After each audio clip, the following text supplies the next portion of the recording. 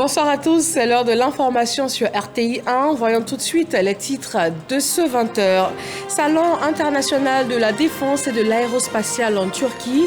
Le ministre de la Défense, Tenay Birahima Ouattara, a une rencontre avec le premier responsable turc des industries d'armement. Des projets de coopération sont en vue avec la Côte d'Ivoire.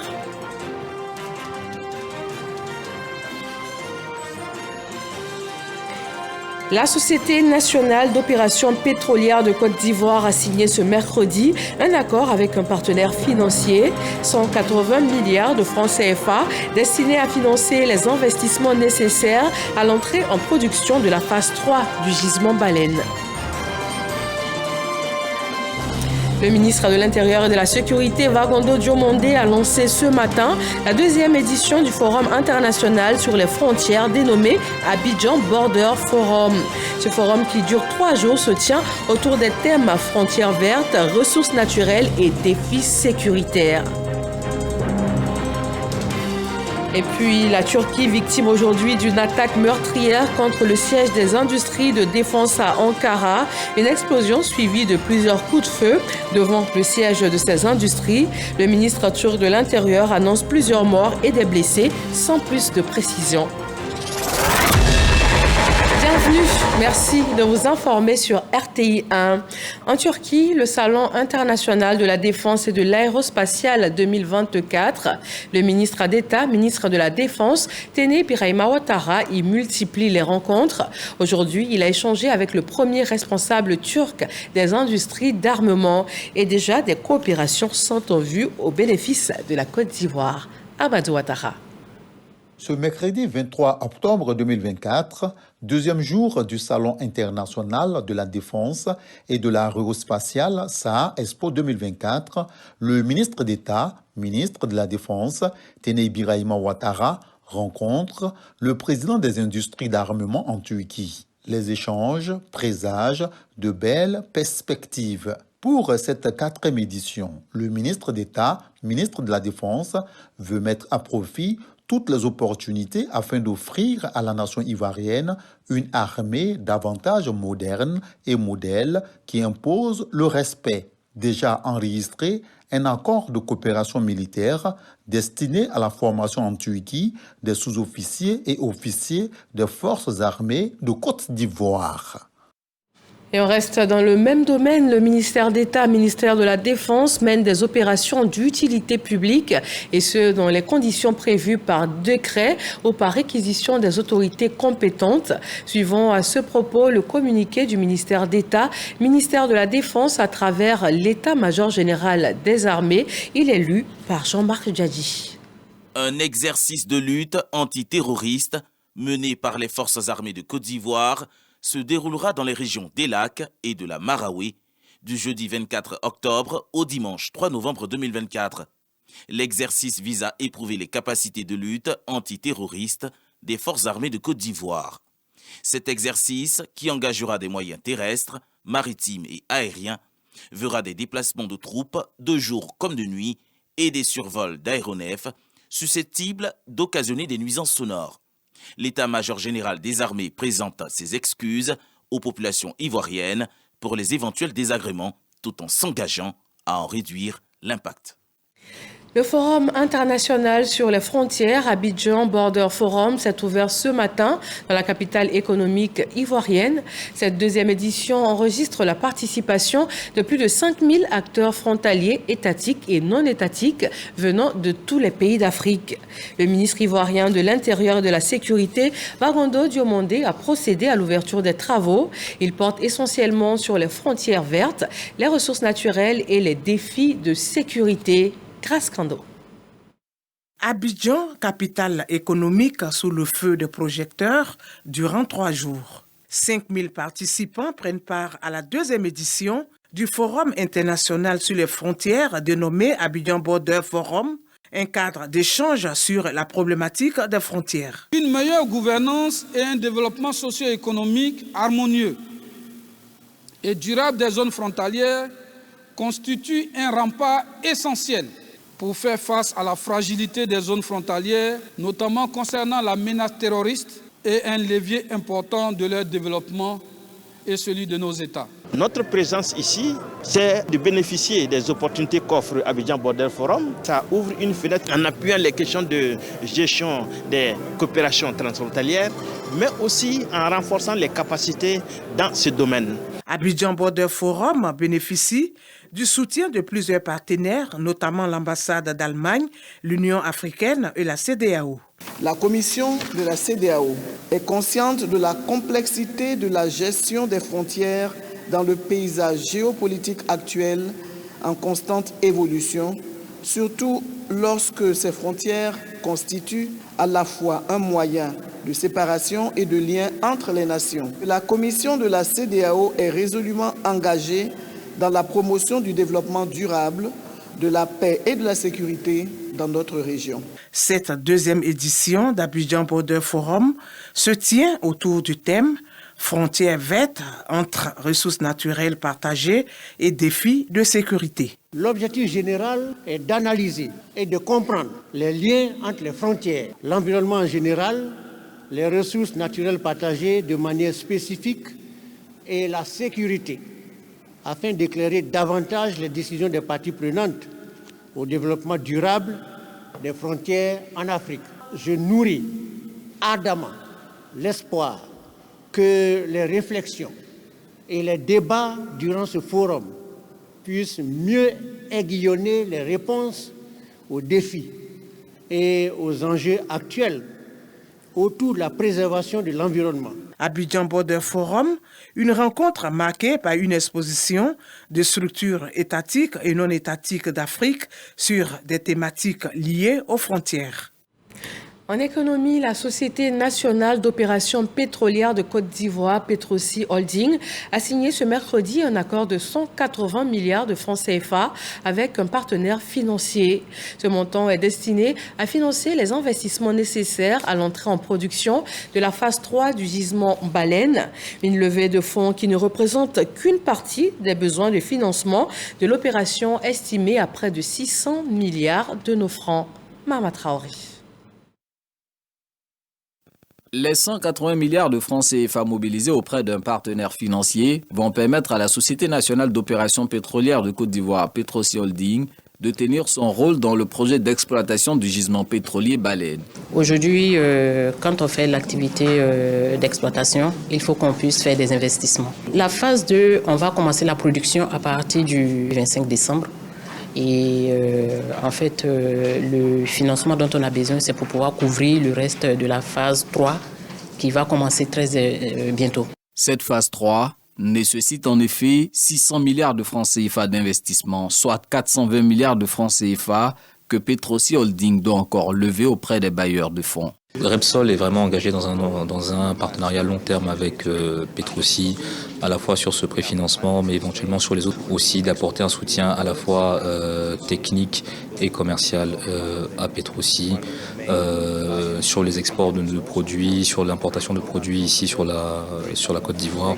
Donc c'est dans cette logique de ce préfinancement est vraiment la première pierre à une collaboration plus longue entre Repsol et Petroci sur différents aspects des métiers du oil and gas. Découvert en 2021 par le consortium Eni Petroci Holding, le gisement Baleine est entré en production en novembre 2023. D'ici 2027, la production journalière de pétrole devrait atteindre les 150 000 barils jour et celle de gaz naturel, 200 millions de pieds cubes. Au Sénat, 2 projets de loi relatifs au code de la déontologie, à l'exercice des professions d'infirmières, de sages-femmes et de maïeuticiens ont été soumis à la Commission des affaires sociales et culturelles. Le ministre de la Santé, de l'Hygiène publique et de la couverture maladie universelle a présenté ces textes aux sénateurs avec pour objectif l'amélioration des prestations des agents de santé. Kader Sogodogo. Le gouvernement ivoirien multiplie les efforts pour doter le pays de structures sanitaires de qualité avec un plateau technique relevé. Ces efforts n'iront pas sans un personnel de santé de qualité. C'est tout le sens de la présence de Pierre Dimba, ministre de la Santé, de l'Hygiène publique et de la couverture maladie universelle au Sénat. Il est porteur de 2 projets de loi. Celui portant code de déontologie et exercice de la profession infirmière et celui portant code de déontologie et exercice de la profession de sage-femme et maïticien. Nous avons besoin donc du personnel de santé non seulement qualifié, mais qui travaille dans de meilleures conditions et qui administre des soins de qualité. Vous savez que la sage-femme comme l'infirmier sont les premiers contacts pour la femme d'une part et pour le patient tout court à l'hôpital. Donc l'exercice de cette fonction-là a besoin d'être encadré, mais également nous avons constaté que dans pas mal d'établissements privés interviennent des gens qui n'ont aucune qualification et nous n'avons pas de tests pour condamner et réprimer donc ces pratiques. Aujourd'hui, ces choses faites. Soucieux de la bonne prise en charge médicale des populations par des agents de santé de qualité, Michel Kofi Benoît, président de la Commission des affaires sociales et culturelles, et les sénateurs membres de cette commission ont adopté à l'unanimité ces 2 projets de loi. Reste la plénière. Nous sommes le 23 octobre, ce 10e mois de l'année consacré à la lutte contre le cancer du sein. Octobre Rose permet de faire le point de la lutte, de mettre en lumière les avancées et aussi les besoins en la matière. Et nous vous proposons ce soir d'aller à la rencontre de Marie-Pierre Koudou. Elle fait partie des 15 athlètes ivoiriens en lice lors du championnat du monde de Backyard Ultra. Diagnostiquée du cancer l'an dernier, elle poursuit sa lutte acharnée contre la maladie, mais n'abandonne pas pour autant sa passion pour ce sport qui reste très physique. Découvrons l'incroyable parcours de Marie-Pierre Koudou, un symbole de résilience et d'espoir en ce mois d'Octobre Rose. Ismaël Déo et Khalil Diomandi. Dans les palmeraies de la commune de Bingerville, la Team Ivoire prend part au championnat du monde de Backyard Ultra aux côtés de 60 autres pays. Avec 15 athlètes déterminés à hisser les couleurs de la Côte d'Ivoire, cette 3e édition est placée sous le signe d'Octobre Rose. Alors la Backyard, c'est une course d'endurance, c'est-à-dire d'ultra-endurance, qui consiste à faire une boucle de 6 km 700 toutes les heures. Et c'est une course qui s'arrête quand il ne reste plus qu'un coureur. Parmi ses compétiteurs, une athlète s'est particulièrement distinguée, Marie-Pierre Koudou. Diagnostiquée d'un cancer du sein en 2023, elle continue à relever des défis sportifs de taille, mêlant endurance et résilience dans un combat personnel contre la maladie. Je me suis dit, bon, j'ai un cancer, j'ai des symptômes. Je dis, écoutez, moi, pour être maître de mon corps, c'est par le sport. Donc je vais aller au-delà de ça et je vais me prouver à moi-même que si je suis maître de mon corps, c'est que la maladie, elle ne va pas forcément m'arrêter. Encadrée par une équipe médicale rigoureuse et soutenue par un programme d'entraînement taillé sur mesure, Marie-Pierre fait preuve d'une force mentale hors du commun. On prend tout ce qui est mesure de sécurité pour son état de santé et ses douleurs. Voilà, il y a des remontées et des médicaments qu'elle doit prendre de manière très régulière, qui sont suivis aussi. Et il y a le kiné aussi qui est là, qui est juste à côté, qui nous aide aussi à chaque fois qu'elle arrive à masser les différentes parties où elles sont des douleurs et la préparer physiquement encore pour continuer la suite. Alors que les heures s'égrènent, Marie-Pierre est toujours en course. L'obscurité, la fatigue, rien ne semble pouvoir l'arrêter. Pour elle, chaque pas est une victoire contre le cancer du sein. Je suis partie avec un objectif, c'était de me dire, voilà, cette fois-ci, je cours pour moi et je cours pour toutes les personnes, toutes les dames qui sont atteintes du cancer et du sein et qui a aujourd'hui, même certaines fois, elles ne savent même pas parce qu'elles ne peuvent pas se payer un dépistage ou autre. Donc ça avait une connotation particulière pour moi et je suis très fière d'avoir réussi à faire ces 8 heures de course. Au-delà de la performance sportive, cette 3e édition du Backyard Ultra symbolise pour Marie-Pierre et la Team Ivoire un véritable combat pour la vie et un hommage à toutes celles et ceux qui, comme elle, affrontent le cancer avec résilience. Il faut savoir qu'en Côte d'Ivoire, le cancer tue plus que le sida, le paludisme et la tuberculose réunis.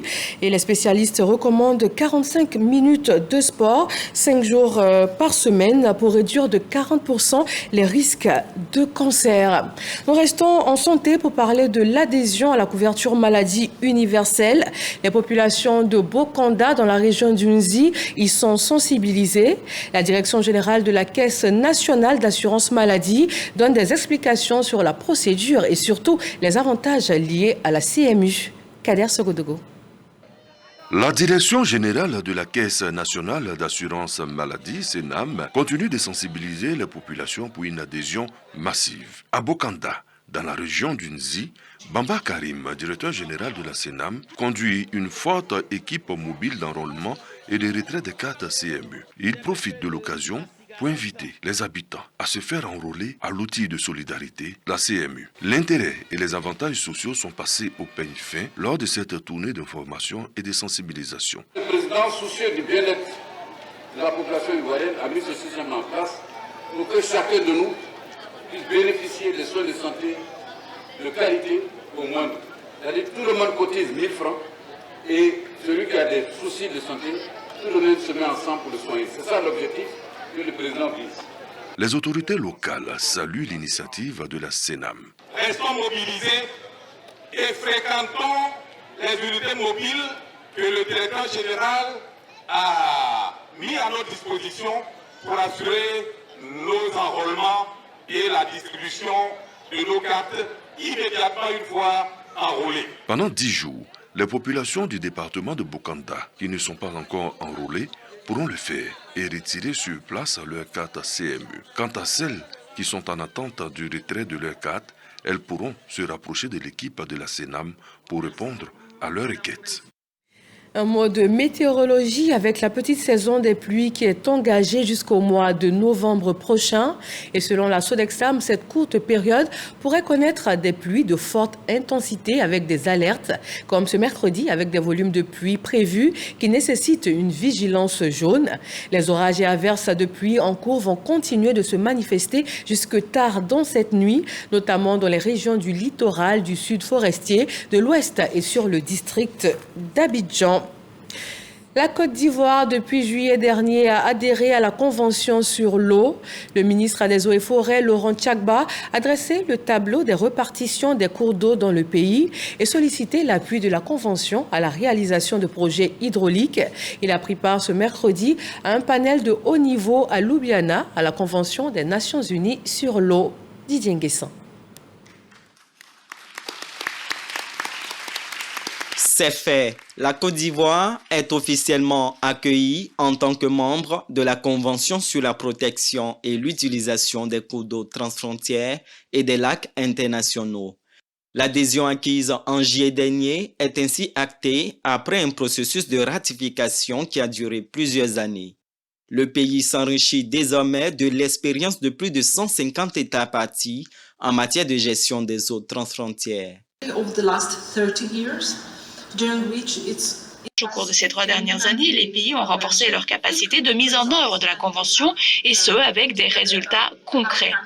Par exemple, 14 millions de dollars ont été mobilisés afin de renforcer la coopération sur les eaux souterraines, par exemple dans l'aquifère sénégalo-mauritanien où des ressources ont été réunies. Laurent Tchagba, le ministre des Eaux et Forêts, entend travailler à la mise en place d'un dispositif pour financer les projets de protection des cours d'eau en vue de lutter contre le changement climatique. La Côte d'Ivoire, nouvelle partie à la Convention sur l'eau, souhaite bénéficier d'un appui pour élaborer son plan national de mise en œuvre. Je souhaite ainsi participer au groupe de travail sur la coopération avec les organisations régionales, la mise en place d'un mécanisme de financement plus durable et plus prévisible pour l'application de la Convention sur l'eau. En plus de la Côte d'Ivoire, la Zambie et le Zimbabwe ont été reçus en qualité de nouveaux membres portant à 10 le nombre de pays africains au sein de la Convention sur l'eau. En politique, opération de révision de la liste électorale, le président du PDCI RDA, Tidjane Thiam, s'est rendu dans la ville de Mans, capitale de la région du Tongpi. L'objectif de sa mission, encourager les militants à se faire enrôler. Chris Diomandé, Éric Goré. Le président du PDCI RDA, Tidjane Thiam, est dans les 18 montagnes pour galvaniser ses troupes à se faire enrôler massivement sur la liste électorale pour la présidentielle de 2025. Cette approche de proximité réjouit les coordonnateurs du parti dans la région du Tongpi. Nous avons sillonné nos différentes régions et il vous a plu, Monsieur le Président, de désigner votre représentation, le district des montagnes, dans cette période si délicate d'enrôlement, surtout de l'opération, la révision de la liste électorale. Venir nous assister, nous appuyer, booster l'opération. Monsieur le Président, quand vous venez aujourd'hui à Mans, c'est le fils de Mans que nous recevons. L'heure a sonné. Il nous faut désormais taire nos ressentiments, nos divergences, pour ensemble, main à la main, relever ce grand défi que nous nous sommes fixés pour 2025. Prendre le pouvoir d'État aux prochaines élections présidentielles avec le président Cheikh Tidjane Thiam. Tidjane Thiam a pour sa part exhorté tous les militants du Tongpi à envahir les centres d'enrôlement. Se faire enrôler, c'est donner la chance au parti de remporter les élections. Les agents sont en place, ils sont jeunes et ils sont bien formés. Donc ça fait plaisir. C'est des jeunes Ivoiriens qui sont volontaires. Bon, ils ont travaillé tous le samedi, ils travaillent le week-end pour qu'on puisse s'inscrire sur les listes. Donc ça, c'est positif. C'est positif aussi de voir qu'il y a un certain engouement. Positif de voir qu'il y a beaucoup de jeunes. J'ai demandé, il y a même une de 17 ans qui va être une nouvelle majeure avant mars 2025. Et ça, c'est un thème qu'on pousse. Et donc j'encourage en particulier les jeunes et les femmes qui ont un déficit d'enrôlement à s'inscrire. Le président du PDCI RDA a fait le tour des quelques centres d'enrôlement de la ville avant de poursuivre sa tournée de mobilisation dans le Guémont et les Cavaliers. Même ligne de conduite pour le RHDP dans la région de Yamoussoukro. Le coordonnateur principal du RHDP dans le district autonome est allé à la rencontre des cadres, militants et sympathisants du parti. Le reportage est signé Eugène Atoubé. Nous comptons sur vous pour que les personnes précédemment identifiées puissent être inscrites sur la liste électorale. L'appel à la mobilisation du coordonnateur principal du RHDP du district autonome de Yamoussoukro aux militants de cette aire géographique. Souleymane Djirassouba compte sur l'engagement militant et la détermination de tous pour relever le défi de l'inscription massive. Je lance un appel à toutes les femmes, à tous les jeunes, à l'effet d'inscrire massivement tous les militants. Tous les primo-votants, ce sont les vieux qui n'ont jamais voté et qui n'existent pas sur l'électorale.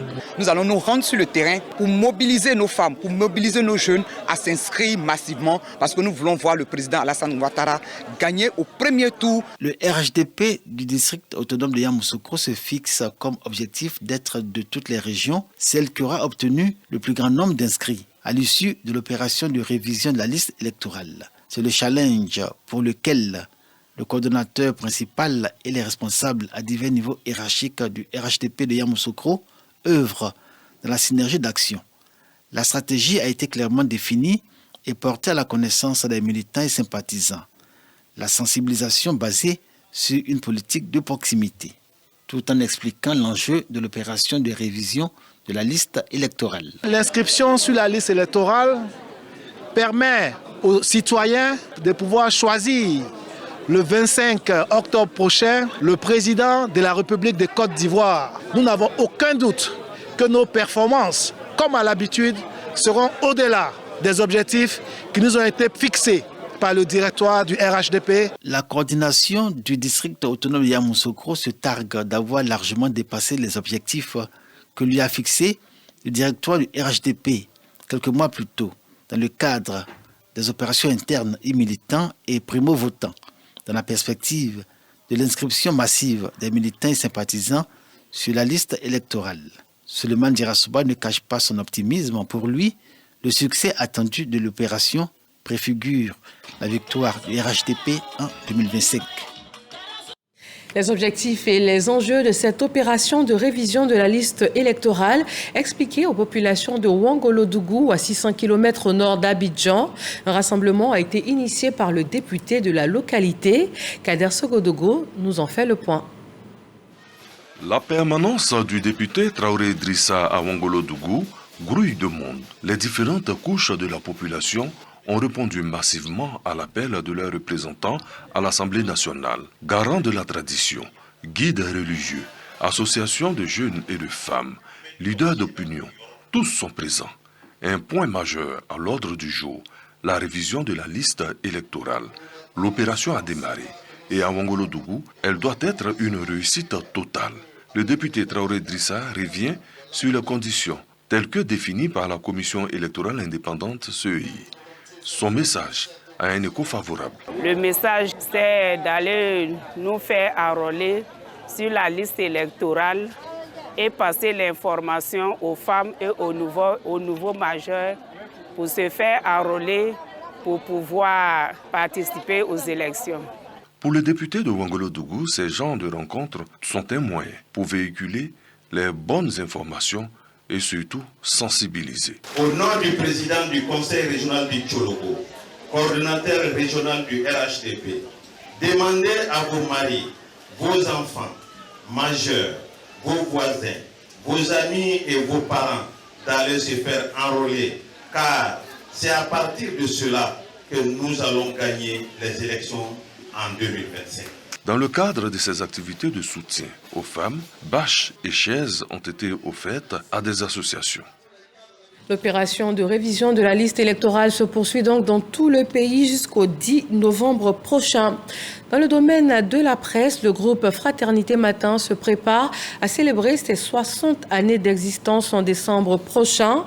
L'entreprise de presse dresse le bilan de ses activités et réaffirme son engagement à l'endroit de ses partenaires, les annonceurs et les lecteurs. Olivier Kra, Alexis Ouetraogo. Une conférence de presse pour lancer les festivités des 60 ans du groupe Fraternité Matin, prévue en décembre prochain. Ce mardi au siège du journal, il s'est agi de présenter les grandes lignes de cette célébration et les perspectives du groupe 60 ans après. La presse aujourd'hui traverse quand même des difficultés, tout l'écosystème. Donc pour nous, 60 ans, c'est déjà 60 ans de résilience. Et puis au-delà de ça aussi, c'est vraiment, comme je disais, une nouvelle ère d'expérience parce qu'on est vraiment dans l'innovation. Parce qu'avec les mutations qu'on connaît aujourd'hui dans le segment de tout ce qui est transition numérique, etc. Fraternité Matin donc a embrassé cette transition-là. Donc on est vraiment dans l'innovation et puis on essaie, comme je disais, d'inspirer avec la vision qu'on a aujourd'hui. On doit vraiment booster tout l'écosystème et on doit être une référence pour les autres. Pour les responsables de Fraternité Matin, ce soixantenaire constitue l'espérance d'une nouvelle ère. Il s'agira de maintenir sa position de leader du secteur des médias ivoiriens. Dans l'actualité, la Turquie, victime aujourd'hui d'une attaque meurtrière contre le siège des industries de défense à Ankara. Une explosion suivie de plusieurs coups de feu devant le siège donc de l'institution. Le ministre turc de l'Intérieur annonce plusieurs morts et des blessés sans plus de précision et aucune revendication de l'attaque pour l'heure. La Fondation Mo Ibrahim rend ce mercredi son rapport 2023 sur la bonne gouvernance en Afrique. Il ressort de cette édition que les progrès en termes de gouvernance sont à l'arrêt sur le continent, notamment dû à la dégradation sécuritaire et au paysage démocratique dans de nombreux pays. Le classement Mo Ibrahim, rappelons-le, établi par l'organisation fondée par le milliardaire anglo-soudanais dans lequel 96 indicateurs comme l'éducation, l'environnement, la corruption ou l'existence de services sociaux sont pris en compte pour chacun des 54 pays. Et c'est la fin de ce 20h que nous avons pris plaisir à vous présenter. Rendez-vous à 23h sur RTI 1 avec Régis Kofi. Bonsoir à tous.